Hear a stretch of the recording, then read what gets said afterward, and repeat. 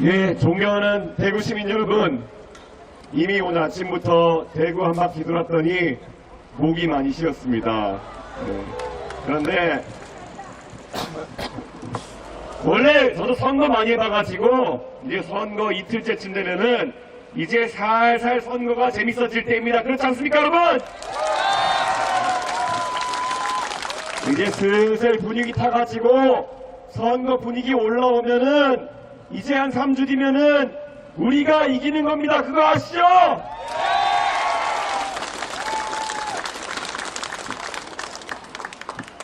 정말 대한민국 지난 몇 년 동안 정말 말도 안 되는 것들로 정치판에서 서로 멱살 잡고 싸웠던 그러한 기간이었습니다.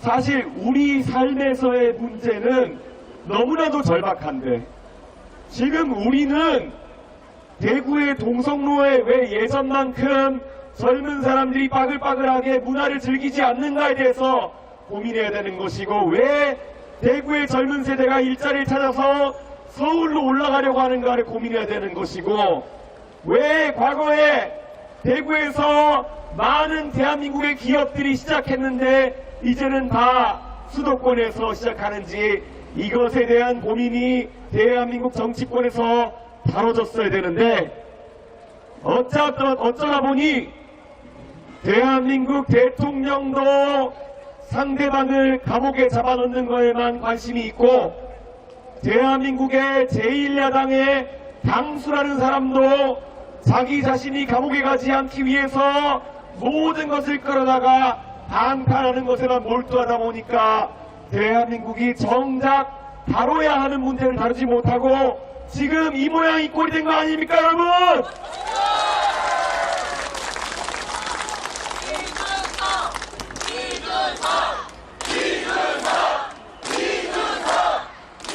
사실 저는 지난 4년 동안의 시간이 제 나머지 인생보다 너무나도 괴롭고 힘들었던 시간이었습니다. 그런데 제가 멈추지 못하고 계속 달려왔던 이유는 한 가지였습니다. 정말 대한민국의 정치에서 많은 시민과 많은 지지자들이 함께해서 한 가지 방향을 향해 달려갈 때 그 흐름 속에서 제가 한마디 내지를 때마다 환호해 주시는 여러분의 환호성 속에서 희열을 느끼고는 했습니다. 실제로 2021년에 제가 대구에서 엑스코에서 박근혜 대통령 탄핵의 강을 넘고 이제 제대로 된 정치 한번 해보자, 서로 싸우는 정치 말고 이제는 누구든지 화합해서 비빔밥 같은 것을 만들어가지고 우리가 한번 정치해보자, 이렇게 얘기했을 때 화답해 주신 분들이 바로 대구 경북의 시민 도민 여러분이었습니다. 그때가 정말 얼마 만에 찾아왔던 대한민국 정치의 봄이었는지 저는 항상 그때를 추억합니다. 그때 대한민국 정치 변화의 시작은 바로 이 대구에서 시작했습니다. 기억나십니까, 여러분?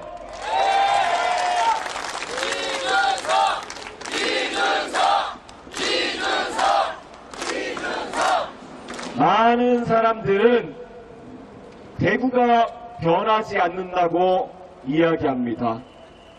그래서 사실 요 며칠 이재명 민주당 후보가 대구 지역에 왔다 갔다 하면서 자기는 왜 안동 사람인데 안 뽑아주냐고 이런 식으로 사실상 약 올리고 하기도 했습니다.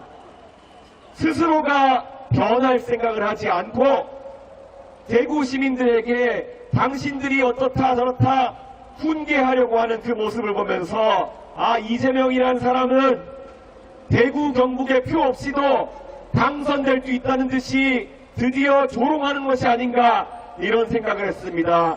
대구 시민 여러분, 지도자가 올바른 방향을 세우고 대구 시민에게 도와달라 진정성 있는 호소를 하면은 어느 누구보다도 마음을 열고 정치개혁의 신에 앞장서는 것이 바로 대구의 정치 아닙니까?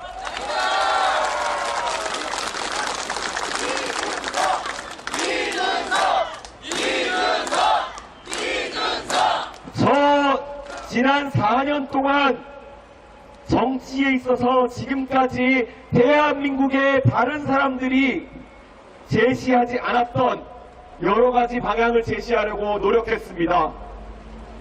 지금까지는 정치에서 어떤 사람이 당대표가 되고 당권을 잡으면은 자기 사람 꽂아 넣으려고 대변인부터 여러 당직에다가 사람 밀어내고 그러다 보면은 상대 세력은 배척하고 그래서 불공대천처럼 싸우는 것이 정치권의 문화였습니다. 아마 며칠 전에도 국민의힘에서 비슷한 일이 일어난 것 같습니다. 그런데 제가 그 당의 대표를 했을 때는 저를 도와준 사람들에게 당직을 배분한다고 독점하고 싸우지 않았습니다. 어떻게 했습니까? 조금이라도 대한민국의 미래를 이끌어 나가야 될 젊은 세대가 경험을 넓힐 수 있도록 다 기억나실 겁니다. 종편방송에서 전 국민이 보는 곳에서 공개 토론 배틀로 대변인을 뽑곤 했습니다. 여러분, 내가 가진 권력을 활용하지 않고 내 미래 세대에게 그것을 기회로 준다는 것이 얼마나 어려운 일인 줄 아십니까? 내가 가진 힘을 가지고 그것을 남에게 나눠주는 것, 그것은 큰 결단을 필요로 하는 일입니다. 저는 그렇게 해봤기 때문에 그것이 얼마나 어려운지를 압니다. 지금 국민의힘의 최근 내용 사태, 서로 당권을 가지려고 싸우다가 벌어진 사태 아니겠습니까? 권력이라는 고깃덩어리를 앞에 놓고 다른 사람과 나눌 줄 모르는 사람들이 이준석이 대선에 이긴 다음에도 이준석을 쫓아냈던 거 아닙니까? 이런 문화, 우리 아이들이 따라하면은 안 되는 나쁜 문화 아닙니까, 여러분?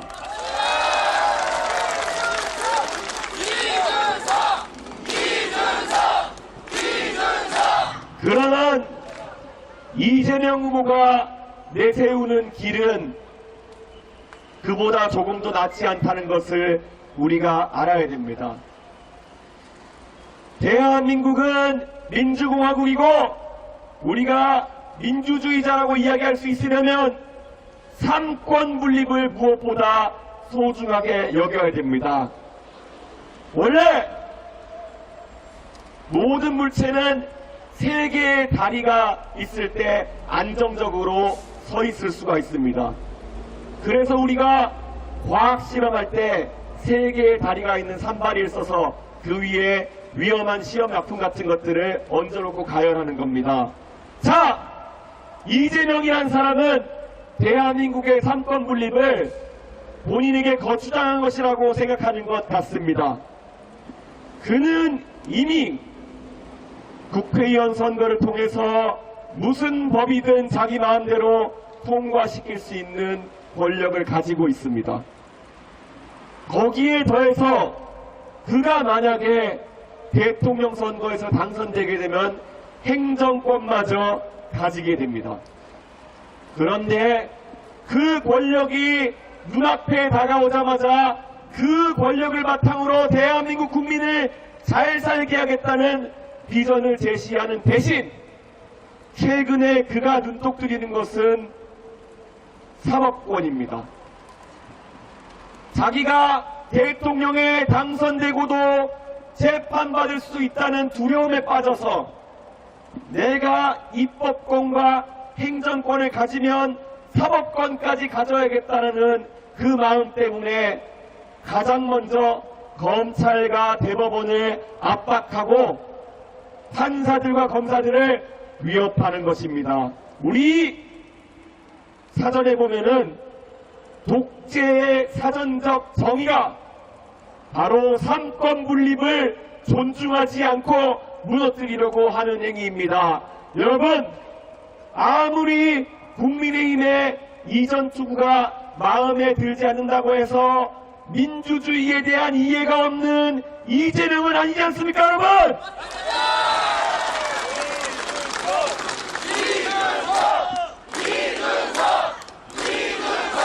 이 이재명이라는 사람, 제가 보수 진영을 당대표로서 이끌 때까지만 하더라도 선거에서 연전연패를 거듭하던 사람입니다. 대통령 선거에서 그는 젊은 세대의 표를 얻는 데 실패해서 졌습니다. 지방선거에서는 본인이 사실상 지휘하면서 경기도와 호남 지역의 광역단체를 빼고 제주도까지만 5군데만 이기고 나머지 13군데는 지는 대패를 당했습니다. 그렇기 때문에 저는 국민의힘에 매번 이재명한테 승리를 헌납하는 사람들과 다릅니다.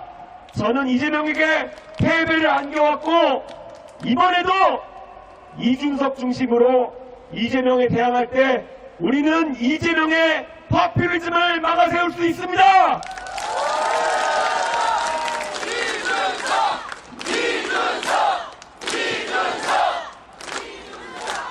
대구의 시민들께서 화끈하게 먼저 물어봐 주십시오. 만약에 아직까지도 대구에 장년층 이상 어르신들이 이준석이는 아직까지 나이가 젊어서 안 돼, 그런 말씀을 하는 분이 있다면 단도직입적으로 한번 물어보십시오. 그러면 40살짜리 이준석의 대안이 74살의 김문수라는 말이야, 이렇게 물어주십시오, 여러분!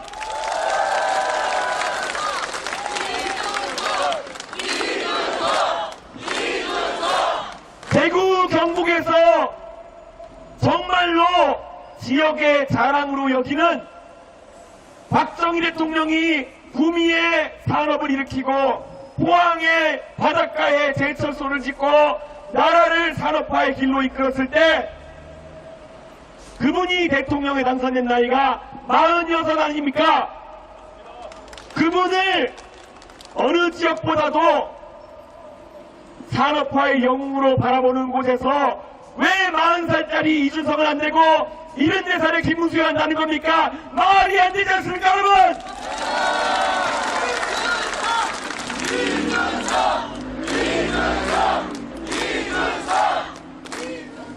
우리가 경험했던 승리의 기억은 이준석과 함께했던 기억이요, 우리가 함께했던 패배의 기억은 윤석열 대통령과 그를 막아세우지 못하고 옆에서 간신배같이 굴었던 사람들이 함께했을 때의 기억이었습니다. 왜 굳이 이미 이재명이라는 사람을 저만큼 키워낸 보수 진영의 무능력자들이 다시 한번 기회를 달라고 하는 것입니까? 그들은 알량한 정치 권력 때문에 자신들이 이번 대통령 선거를 주도해야 자신들의 국회의원 자리, 당권, 공천권 이런 것들을 지킬 수 있다고 생각해서 이준석이 올라오는 것을 막아세우려고 할 겁니다. 하지만 우리가 왜 그들의 사정을 봐줘야 됩니까? 그들은 이제 실패의 책임을 떠안고 물러나야 될 사람 아닙니까?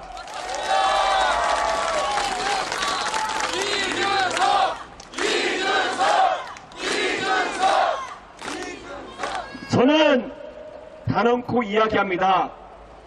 이제 나약하기만 했던 그런 내부 투쟁에만 골몰하는 국민의힘과 같은 세력은 이제 떠나보내야 된다, 이런 생각을 합니다. 대구의 산업을 발전시키고 대구의 인재들이 다시 한번 대한민국의 주요 엘리트로 발돋움하기 위해서는 다 바꿔야 됩니다. 과거 이건희 회장께서 배우자 빼고 다 바꾸라고 하셨던 적이 있습니다. 대구도 이제 정치 세력부터 시작해서 싹 바꿔야 됩니다. 그렇지 않습니까, 여러분?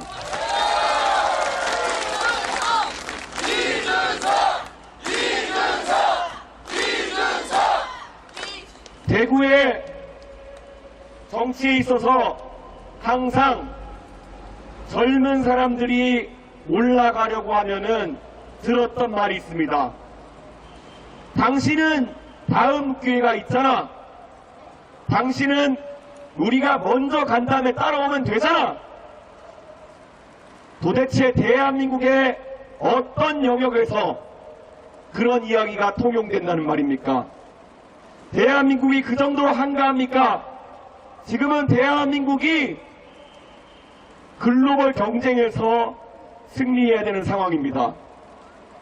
저 미국에서 나라 돈으로 공부하고 돌아와서 간혹 페이스북으로 미국에서 동문 수학했던 하버드의 제 친구들이 각자 어떤 역할을 하고 있는지 보곤 합니다.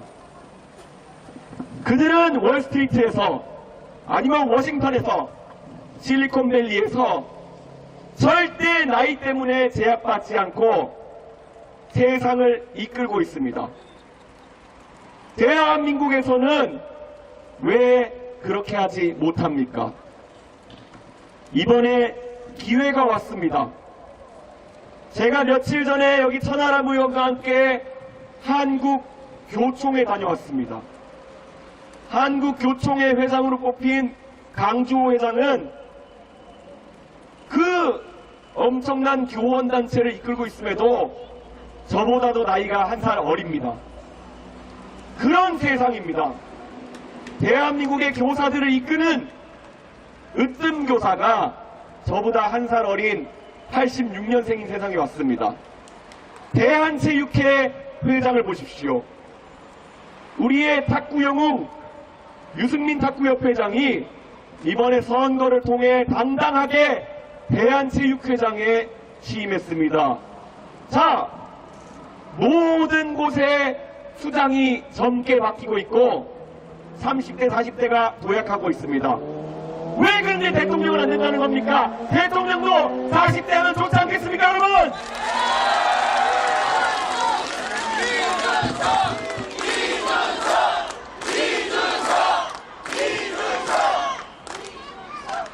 저는 윤핵관이나 정치를 그저 자신들의 권력을 위한 공간으로 생각하는 사람들과 다르게 꼭 이루고 싶은 꿈이 있습니다. 저는 대한민국의 국민으로 태어난 것이 너무나도 자랑스럽습니다. 왜냐? 지금으로부터 30년 전, 35년 전 서울로 올라가서 대구 출신 두 사람이 부부가 되어서 상경에서 서울의 지하철 종점 노원구 상계동에 자리 잡았습니다. 지하철 타고 출근할 수 있는 곳 중에 가장 멀리 있는 종점에 자리 잡았던 그 부부는 말 그대로 그 자식에게 자, 서서히 우리가 종점보다 가까운 곳으로 조금씩 올라가 보자. 그런 생각을 했고 그게 바로 그 수단, 유일한 수단은 자식에게 투자하는 것이었습니다. 남들 가는 외식 그거 줄여가지고 어떻게든 공부 더 시켜보겠다고 어릴 때 어머니가 영어 공부하라고 영어 테이프 사왔던 기억이 납니다. 그나마 지금 와서 공소시효가 지나서 말할 수 있는 거지만은 복제 테이프를 갖고 왔습니다. 그렇게까지 하면서 아이에게 조금이라도 나은 것을 가르치려고 했던 그 문화 속에서 저는 한 단계 한 단계 밟아서 올라갔고 어느 순간에는 과학고등학교에 가서 정말 좋은 선생님들께 배우면서 나중에는 국비자 학생으로 미국에 유학까지 갈 수 있게 되었습니다.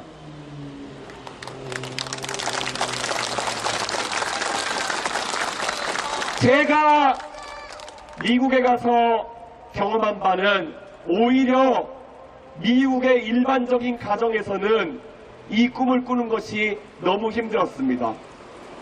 미국의 일반적인 가정에서는 본인이 가정 환경이 아주 좋지 않은 상황에서는 중학교를 넘어서 고등학교에 진학하는 것마저도 사치라고 여겨질 때가 있습니다.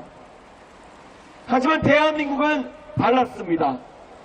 자식에게 투자하는 것이 가장 높은 이자율로 내 투자를 받아내는 것이다. 이게 대한민국의 지금 어머니들이 살아온 방식 아니겠습니까, 여러분?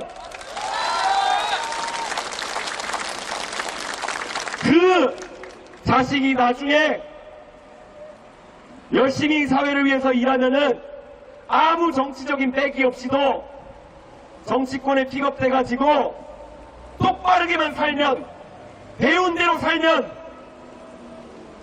당대표도 할 수 있고 어려운 선거에 나가서 국회의원도 될 수 있다. 이게 바로 공정한 대한민국 아니겠습니까, 여러분?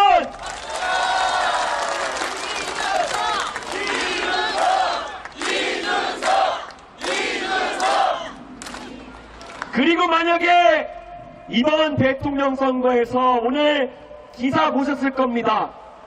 국민의힘이나 더불어민주당 같은 경우 국민 세금으로 당이 크기가 크다는 이유만으로 250억씩 정당 보조금 받아가지고 선거 치릅니다. 그런데 우리는 다릅니다. 우리는 똑바른 소리에서 옳은 소리 해가지고 그에 공감하는 당원들이 모아준 당비와 후원금으로 비록 작지만 여기서 당당하게 선거를 치릅니다. 그런 덩어리진이 아니라 이 당당함과 똑바름, 올바름으로 이번 선거를 뚫어내고 당선시킬 수 있다면은 우리가 바로 민주주의 선진국 아닙니까, 여러분?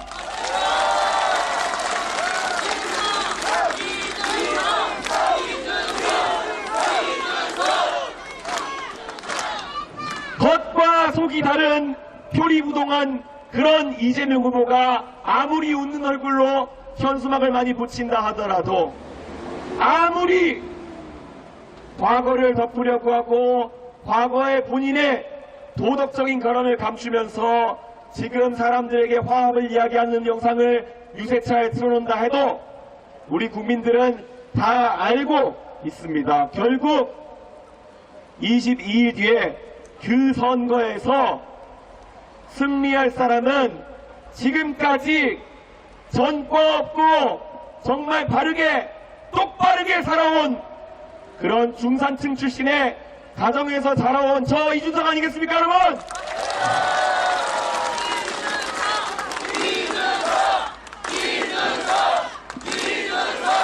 제가 며칠 전부터 이 얘기를 하니까 민주당의 여러 스피커들이 거의 발작을 하더라고요. 자,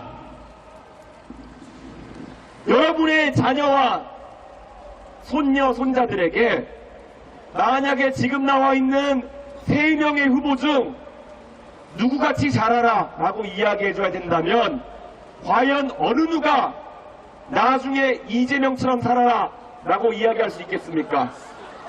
여러분의 자녀나 손녀, 손자가 이재명같이 살겠다고 하면은 그건 좀 문제 있는 거 아닙니까, 여러분?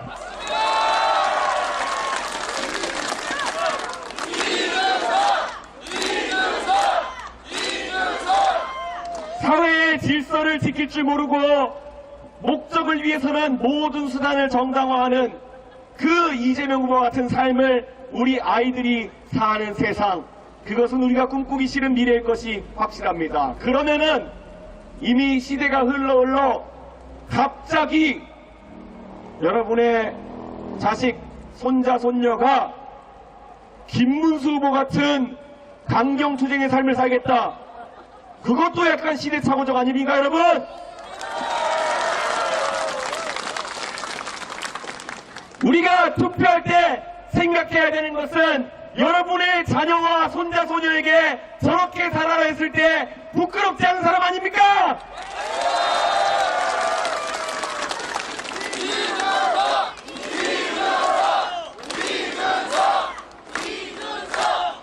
저는 앞으로 대한민국의 젊은 창의력이 더욱더 빛을 볼 수 있게 만들겠습니다. 이 대구의 젊은 사람들이 정말 아까 말한 대로 똑바르게 살려고 하고 공부 열심히 하고 그랬을 때 너는 기다려, 이런 과거의 언어가 아니라 잘한다 잘한다 하면서 띄워줄 수 있는 그런 사람 누구겠습니까? 바로 가진 것을 미래 세대에게 나눠주는 것을 실천했던 이준석 아닙니까, 여러분?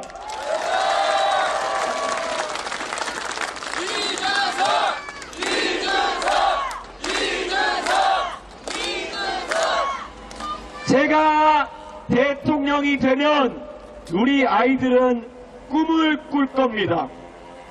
저렇게 똑바르게 살면, 열심히 살면 결국엔 대한민국 국민들이, 대구 시민들이 다 알아준다는 것을 보면 그것이 우리의 사다리가 살아나는 것이고, 이 사다리를 밟아 올라가면은 우리도 더 잘 살 수 있다는 믿음 하에 대한민국엔 더 이상 편법을 쓰는 그런 이재명과 같은 사람들이 나오지 않을 것입니다. 하지만 만약에 이재명 후보가 대통령이 되는 상황이 발생하면은 자녀들이 우리에게 물어볼 겁니다. 엄마, 나중에 잘 되려면 저렇게 살아야 돼? 가족 간에 정말 황당한 대화를 나누고, 그리고 주변 사람들은 헌신짝처럼 내다버리고, 자신을 도왔던 사람도 모른다고 하고, 자기를 도왔던 사람이 돌아가셔도 유가족에게 따스한 위로의 말 한마디 건넬 줄 모르는 것이 만약 우리나라의 대통령이 될 사람의 모습이라고 한다면은 국제적으로도 얼마나 부끄러운 일이겠습니까, 여러분?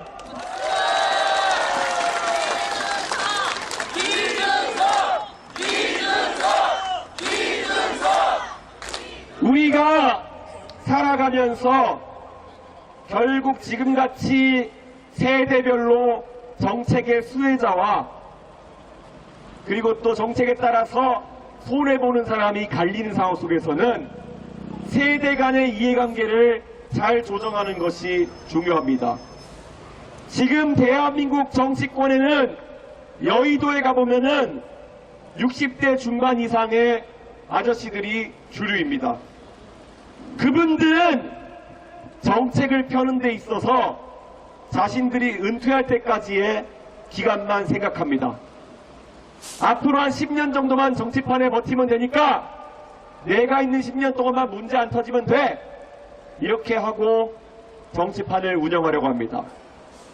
그런데 대한민국의 20대, 30대 아니면 그보다 어린 청소년들은 앞으로 50년, 60년, 70년 대한민국을 지켜나가야 할 사람들입니다. 그들의 목소리가 과소평가되고 있는 게 지금의 현실입니다. 그래서 항상 젊은 세대에게 압도적으로 불리한 정치적 판단들을 내리고는 합니다.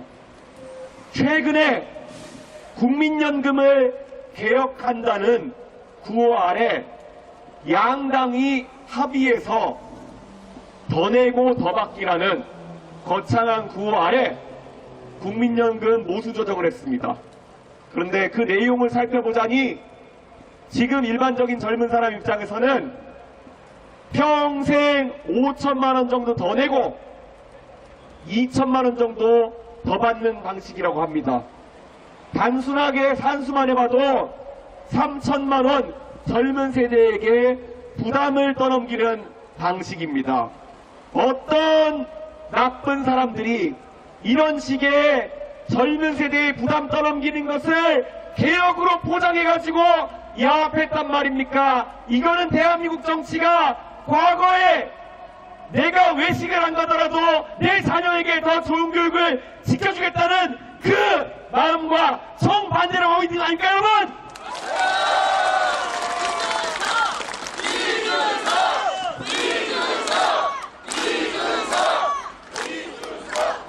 내가 지금 조금 더 힘들다고 해도 우리 다음 세대는 덜 힘들게 하겠다는 것이 대한민국 가정 하나하나마다의 생각이었기 때문에 오늘의 대한민국이 있는 겁니다.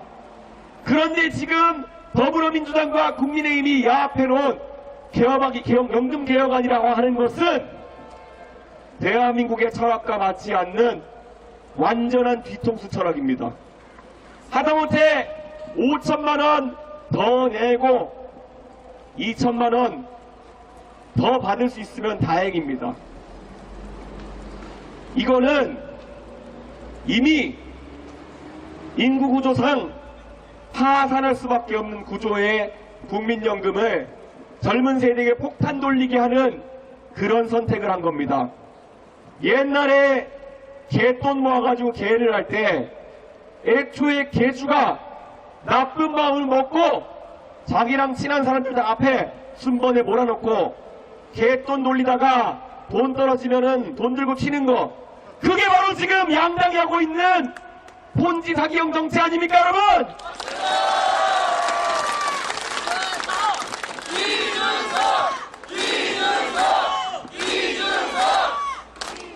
아직까지 사회생활이 뭔지 경험해보지 못한 젊은 세대에게 악덕 개주처럼 폰지 사기를 전가하고 있는 대한민국의 정치 바뀌어야 됩니다. 제가 지금까지 이런 얘기하면서 여의도 바닥에서 버텼고, 그러다 나오면은 듣는 얘기가 뭡니까? 너 왜 그렇게 싸가지 없게 우리가 하는 일 막아서느냐? 더 이상 굴하지 않겠습니다. 그들과 싸우겠습니다, 여러분!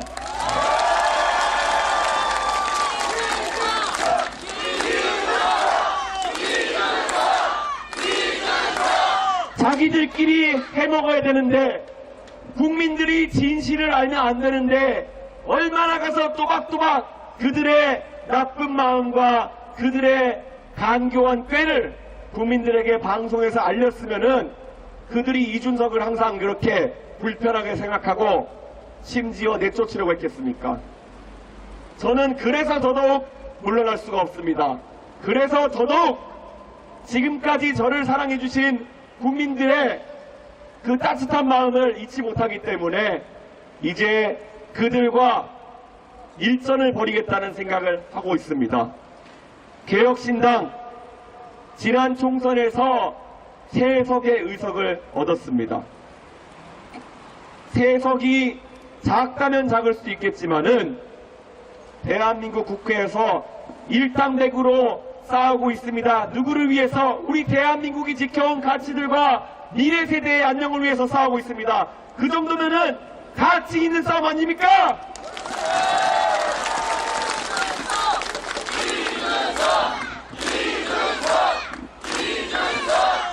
저 이준석이 지키고 싶은 대한민국의 가치, 지금 이 앞에 아이들이 있는 그 상황 속에 저는 이 아이들에게 이준석이 올라갔던 사다리, 그것을 그대로 물려주고자 합니다. 누구든지 공부 열심히 하면은, 그리고 노력 열심히 하면은 다른 거 신경 쓰지 않고 더 나은 삶을 살 수 있는 그런 세상, 너무나도 기본적이어가지고 많은 사람들이 왜 이렇게 당연한 얘기를 하냐고 하겠지만은 지금 대한민국 정치권에서는 이 당연한 이야기를 하는 사람이 없습니다. 만약에 아이들이 뒤처지면은 그 아이들이 공부 더 잘할 수 있게 하겠다, 이런 얘기가 아니라 너네가 길바닥에 내앉으면은 25만 원 줄게, 이런 사람들이 정치를 하고 있습니다. 이게 어떻게 대한민국의 정치입니까? 이거는 파산한 남미의 국가들에서 있었던 그런 포퓰리즘입니다. 말도 안 되지 않습니까, 여러분?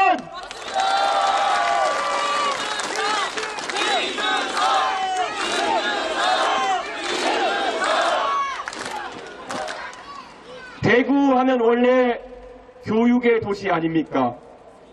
대구라면은 특히 이 분지에서 뭐 다른 산업을 일으키겠습니까? 사람을 키워야 되는 거 아니겠습니까? 사람을 키워서 그 사람들이 세계로 뻗어나가고 대구에 기업도 만들고 해가지고 이 도시를 키워야 되는 것인데, 자, 대구 과거만큼의 교육도시의 영광을 누리지 못하고 있습니다. 자식에게 교육을 물려줘야 되는데 지금 대구에서도 수성구 일대의 일부 공간을 제외하고는 기초학력이 많이 떨어져 가고 있습니다.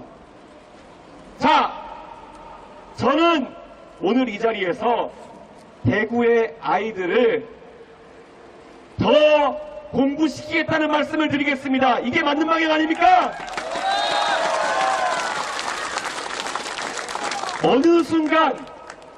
어느 순간 대한민국의 교육이 아이들한테 얼마나 훌륭한 지식과 능력을 함양시키냐가 아니라 아이들한테 위화감과 낙오감을 안 주는 것이 목적인 것처럼 바뀌어 버렸습니다. 그런데 우리 너무 잘 알지 않습니까?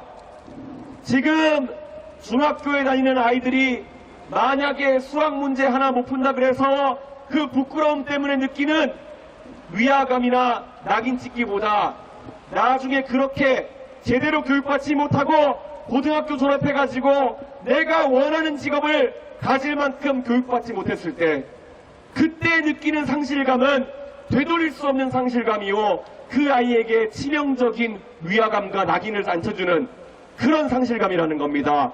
그렇다면은 아이들에게 이제는 너희들도 열심히 공부해야 된다는 말을 다시 해야 되지 않겠습니까?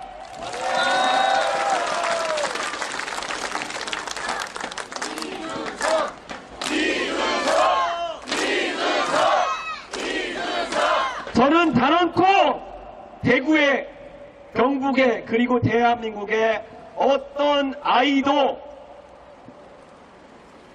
곱셈과 분수와 나눗셈과 함수와 연립방정식을 모르고 중학교를 졸업하게 하지 않겠습니다. 이 아이들이 대한민국에서 앞으로 직업을 가지고 살아가기 위해서는 이 아이들에게 너는 이거 공부 안 해도 돼, 이렇게 선심 베풀듯이 공부 목표를 빼주는 것이 아니라, 아니야, 너도 할 수 있어, 내가 도와줄게, 너는 충분히 우리가 도와주면 할 수 있어 라는 이야기를 하는 그런 새로운 교육 문화가 자리 잡아야 됩니다. 그것이 대한민국이 국제 경쟁에서 이기는 방법 아니겠습니까?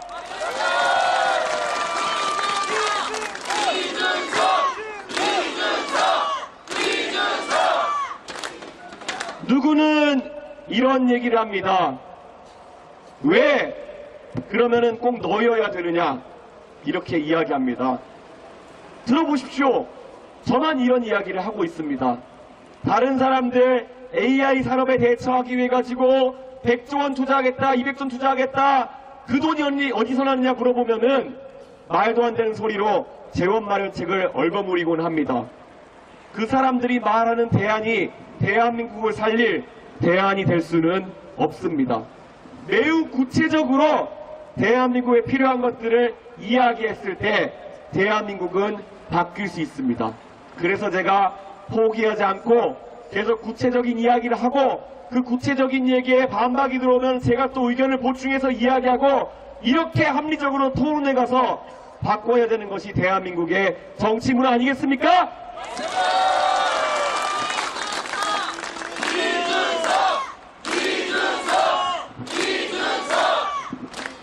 이준석이는 젊으니까 이번에 안 해도 좋다, 다음번에도 좋다. 다음번 5년 뒤 선거에는 대한민국이 지금보다 더 위기에 빠져 있을 겁니다. 그 5년의 세월이라는 것이 아깝게 흘러가지 않으려면은 이번에 압도적인 표로 이준석이 당선시켜야 되는 거 아닙니까?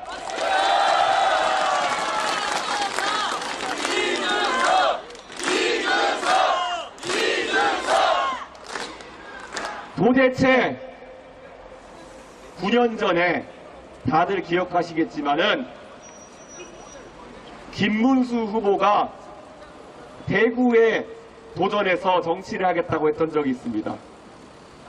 그때 2016년 총선에서 이미 대구의 수성구 주민들은 김문수 후보 싹 보고 나니까, 아, 이 사람은 우리 대구의 국회의원 돼서는 안 되겠다, 이 사람은 대구에서 정치하기에는 우리 마음에 들지 않는다, 그래가지고 큰 표차로 낙선시킨 후보가 김문수 후보입니다. 맞지 않습니까? 대구 시민들께서 대구의 국회의원이 되기 부적합하다고 한 사람을 9년이 지나가지고 갑자기 대통령을 해도 된다라고 얘기하는 것은 이상한 일 아닙니까, 여러분?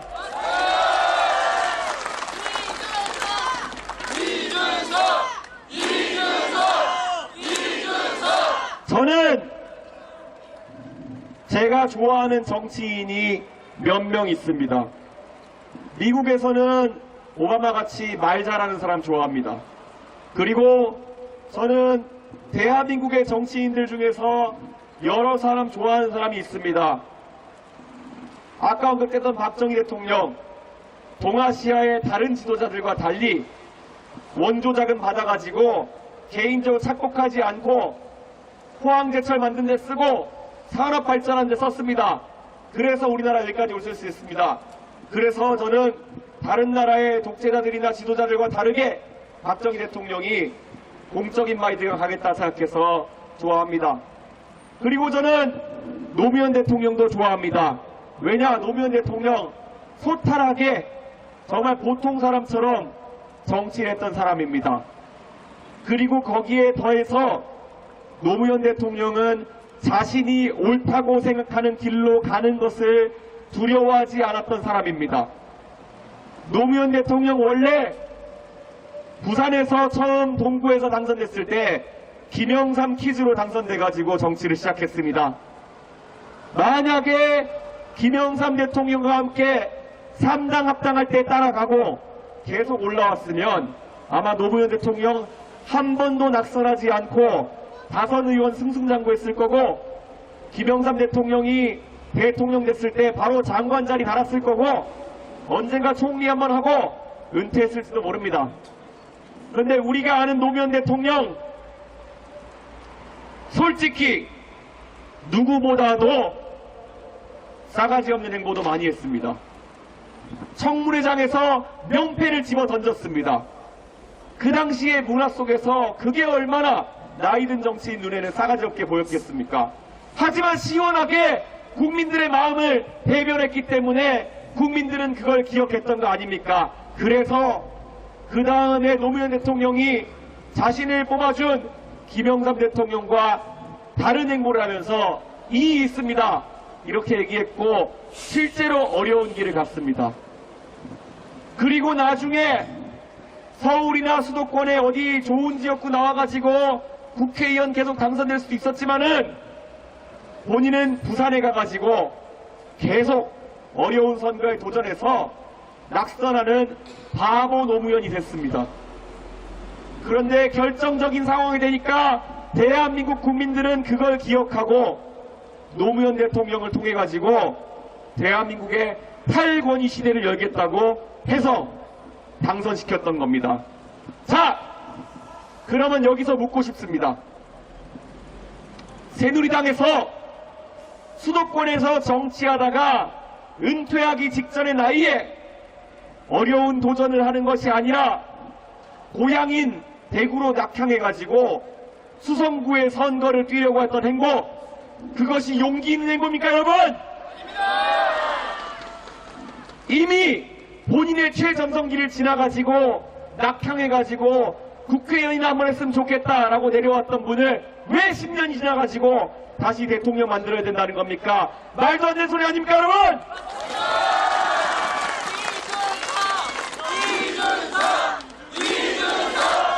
자, 그러면 이재명 후보는 어떻습니까? 지난번에 대통령 선거에 지고 나가지고 본인이 검찰 수사받고 압박받으니까 어떻게든 배지를 달아가지고 강탄해야겠다는 생각을 이재명 후보가 했던 것 같습니다. 그래서 대선 직후에 보궐선거가 생겼을 때 원래 이재명 후보가 성남시장 출신 아닙니까? 성남시장 출신이면서 경기도지사 출신인데 성남시도 버리고 경기도도 버리고 거기 성남 분당 갑에 보궐선거가 나왔는데 거기 출마하는 대신에 인천 계양구에 민주당이 떨어질 리가 없는 곳에 가가지고 생짜로 송영길 대표 서울시장 출마시키고 거기 가가지고 국회의원 도전했던 거 아닙니까, 여러분? 기억나시죠? 사람이 노무현 정신을 계승한다는 민주당의 대선 후보가 됐습니다. 도대체 민주당 당원들과 민주당을 지지했던 국민들은 그 이재명 후보의 행보를 보면서 이상하다는 느낌이 안 들었습니까? 항상 어려운 곳에 도전하고 그 도전에서 꺾여도 굴하지 않건 노무현을 좋아하던 그대들의 모습은 어디에 있고 지금 항상 양지를 찾아가지고 돌아다니는, 그리고 정정당당하게 승부할 줄 모르고 항상 자신의 팬덤을 이용해서 사람을 공격하는 것을 일삼는 이재명 후보를 그들의 대표주자로 세웠단 말입니까? 저는 오히려 저 이준석이 노무현 대통령이 살던 것처럼 정치에 있어가지고 당당하게 바른 소리하고 탄압받으면 탄압받는 대로 와신 상담하고, 그리고 결국에는 어려운 곳에 꾸준히 도전해서 언젠간 뚫어내는 그런 정치를 하고 있지 않나, 그런 생각을 합니다. 상계동에 3번 떨어졌을 때 그때 민주당 사람들이 저를 놀렸습니다. 너는 왜 3번 떨어졌냐고. 그때마다 저는 이야기했습니다. 도대체 노무현 대통령을 추앙하는 니네가 나한테 그런 얘기를 해도 되는 것이냐. 나는 노무현 대통령을 보면서 그렇게 불굴의 의지로 똑바르게 정치하는 법을 배웠다. 니네는 뭘 배웠길래 나에게 그렇게 조롱을 하느냐, 이렇게 물었고, 그 다음 선거에서는 저는 당당하게 노무현 대통령이 어려움을 뚫어냈던 것처럼 동탄에서 당선되어서 여러분 앞에 서 있습니다. 제가 오히려 노무현 정신을 구현하고 있는 거 아닙니까, 여러분?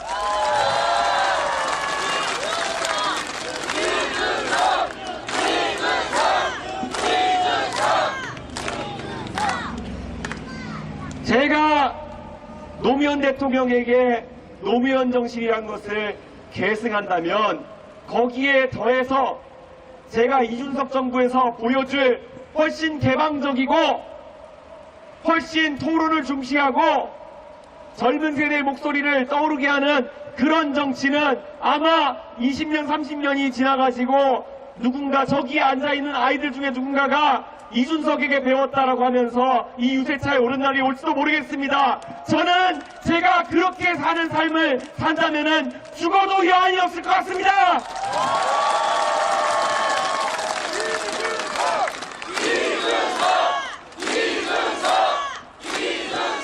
저는 앞으로 30년 뒤에 누군가 2280원에서 목 높여 외쳤으면 좋겠습니다. 대한민국의 민주주의가 시작된 이 228의 정신이라는 것이 결국 민주화의 과정을 거쳐가지고 어느 시점 대한민국 국민들의 위대한 선택을 통해서 나중에 이준석 정부에서 꽃 피워졌다라는 이야기를 들었으면 좋겠습니다. 여러분 기대되지 않으십니까?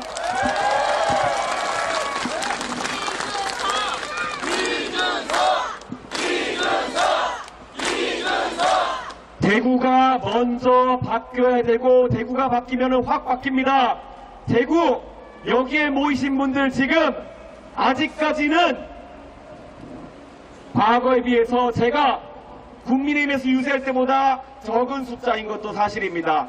하지만 한 가지 다른 점이 있다면은 여기 있는 분들은 당협위원장이나 국회의원들이 동원해가지고 온 분들이 아닙니다. 자발적으로 오신 분들 아닙니까, 여러분?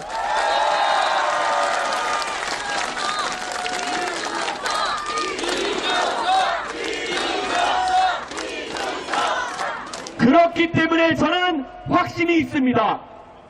여기 계신 분들이 정말 다음번에 우리가 대구에 유세할 때 3명씩 4명씩만 더 데리고 와주시면은 우리가 꾸는 꿈은 현실이 됩니다. 그리고 그 다음 유세에서 또다시 그분들이 3분 4분 더 오시면은 그날은 우리가 당선되는 날입니다. 그렇지 않습니까?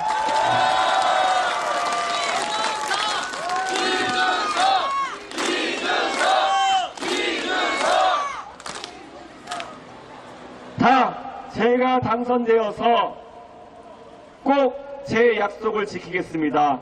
대구의 아이들이 보고 배울 수 있는 그런 똑바른 사다리 만들어서 제공하겠습니다. 그리고 대구 시민들이 자랑스러워할 만한 국제적으로도 인정받는 이준석 정부 만들기 위해서 노력하겠습니다. 우리 지금까지 시대가 변한 것을 정치권들이 받아들이지 못하고 우리는 국내용 정치인들을 양산해 왔습니다.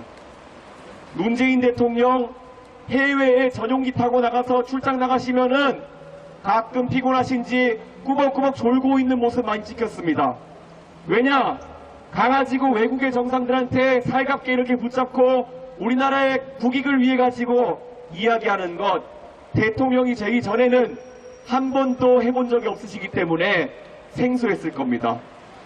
윤석열 대통령 평소에는 국내에서 술 한 잔만 드시면은 이 새끼 저 새끼 하면서 정치하시다가도 정작 해외에 나가가지고는 대통령들 앞에서 주눅 들어가지고 뒤돌아서면서 수행원들한테 뭐 바이든이니 날리면이니 이런 얘기하다 망신산 거 아닙니까?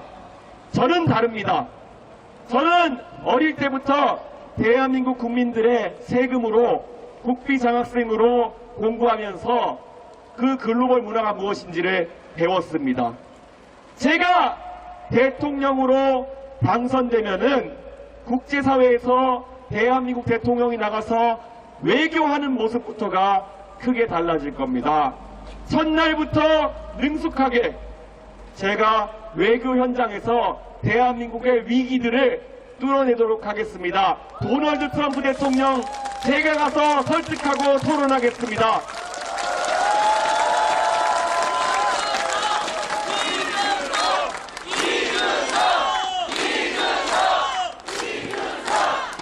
저 이준석 정말 그 해외 나가서 국비장학생으로 공부한 것 때문에 대한민국에 학연 하나도 없습니다. 그래서 정치하면서 많이 외롭습니다. 거기다 과학고의 하버드 출신이라서 정말 아무도 없습니다. 학연이. 그래서 정치할 때마다 많이 외로웠지만 제가 대통령이 되면은 정말 다를 겁니다. 왜 그렇습니까? 하버드 출신들이 다른 곳에는 많지 않지만 미국의 워싱턴 DC에 가면은 하버드 출신들이 주류입니다. 제 학벌에 도움이 될 수 있는 대미 외교 제가 앞장서서 풀어낼 수 있도록 하겠습니다.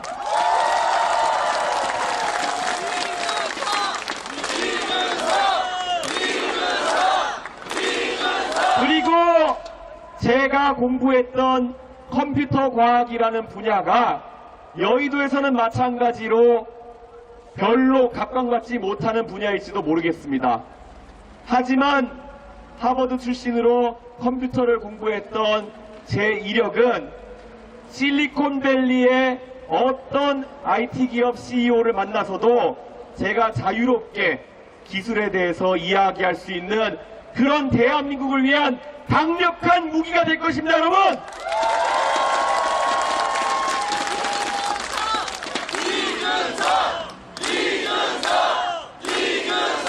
그리고 제가 공부한 경제학이라는 학문은 저와 동문수학했던 미국의 유명한 펀드 매니저나 아니면 컨설턴트들이 일하고 있는 금융과 회계의 도시 뉴욕에 가서도 통할 것입니다. 워싱턴에서도 통하는 대통령, 뉴욕에서도 통하는 대통령, 실리콘밸리에서도 통하는 대통령, 나와 있는 후보 중에 딱 한 사람 있습니다. 누굽니까?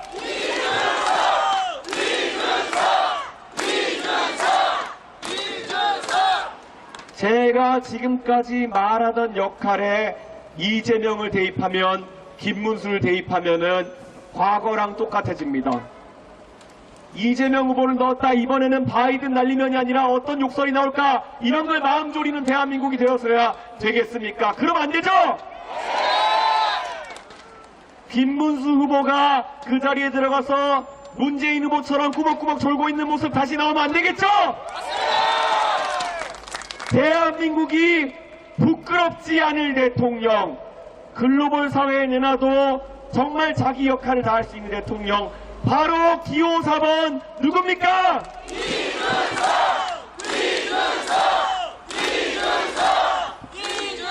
우리가 지금까지 늦었던 겁니다.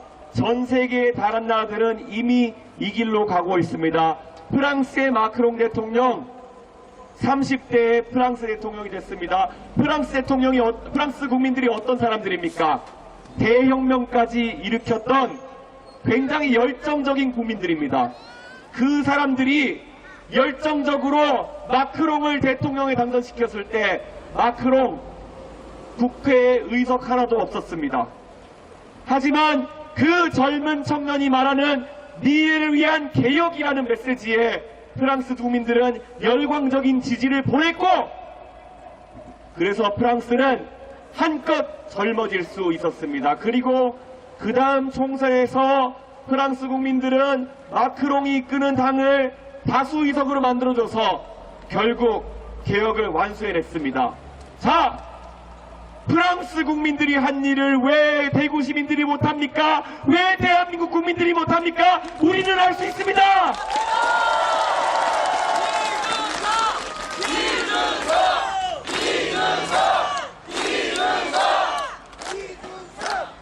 누군가가 이야기를 합니다.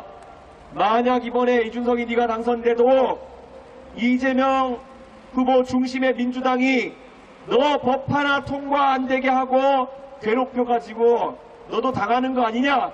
이렇게 말하는 경우도 있습니다. 하지만 대한민국의 민주주의는 위대합니다. 지금까지 여소야대 상황을 경험했던 대통령들이 많이 있습니다. 그 상황 속에서 정치력을 발휘하면은 해결할 수 있는 부분이 있는 겁니다. 협치라는 거 왜 못하겠습니까? 능력대로 사람 쓰고, 그리고 만약에 대통령이 아집이 아니라 정말 필요한 법안을 국회에 요청했는데 민주당이 목리 부리면서 땡깡 부린다. 그러면 우리 국민들이 그 다음 지방선거와 총선에서 뜨거운 민심으로 심판하면 되는 거 아닙니까, 여러분?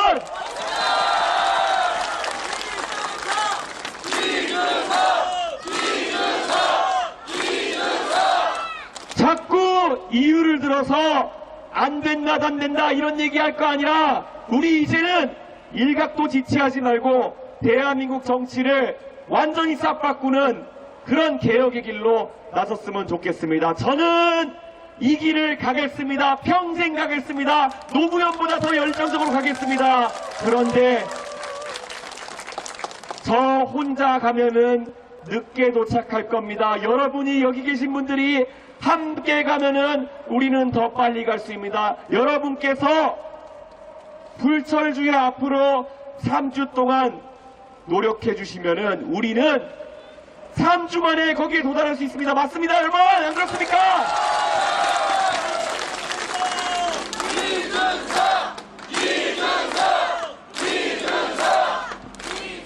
저는 대구 시민의 저력을 믿고 대구에서의 바람이 다시 한번 저 이준석과 대한민국을 올바르게 세워주실 것이다. 이렇게 생각합니다. 오늘 우리가 이 자리에서 나눈 이야기 주변의 많은 사람들께 알려주시고 무엇보다 절박함으로 같이 가주십시오.